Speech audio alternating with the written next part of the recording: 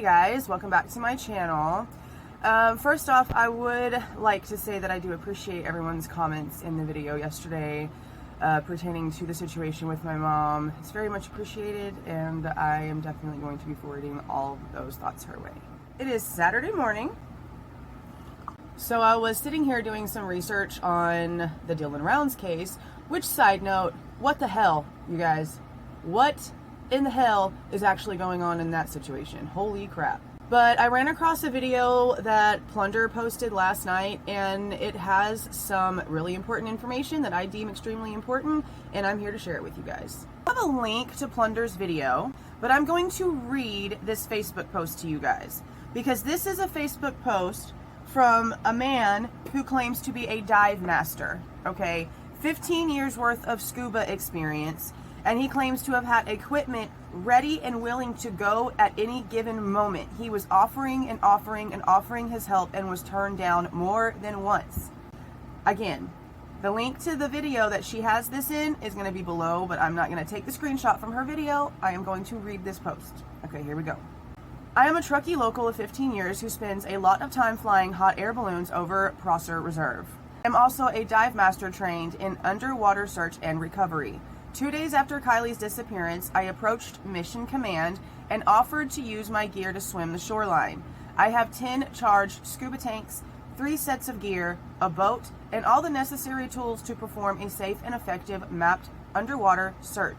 I also left a note on Nevada County's Sheriff's Search and Recovery boat explaining who I was and offering my assistance, and stating that it was my opinion that the car could easily be hid under 12 feet of water, being that the water clarity is poor. I can tell by my frequent balloon flights directly over the lake a car with 6 feet of water over it.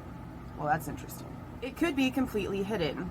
My letter was never responded to, and when I went to Mission Command to offer my assistance, I was turned away.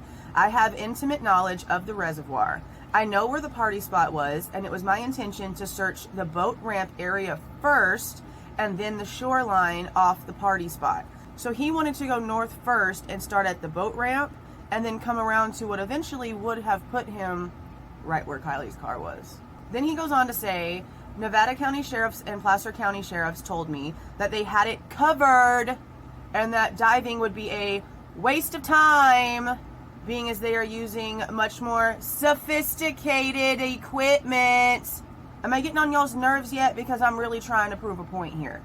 I should have followed my gut and just started diving the area. It's very frustrating to see that in hindsight, arrogance trumped incompetence. Yes, sir.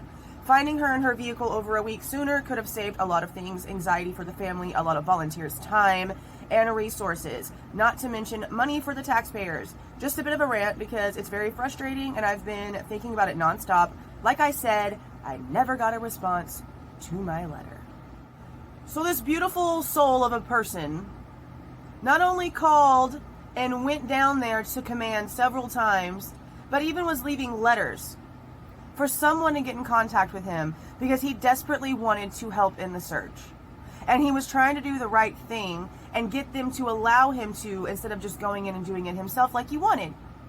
If he would have went in himself like he wanted, he probably would have found her. That's no fault on him. He was trying to do the right thing by having law enforcement state, yes, you can please come and, bring us your equipment. Yes, please come and help. Nope.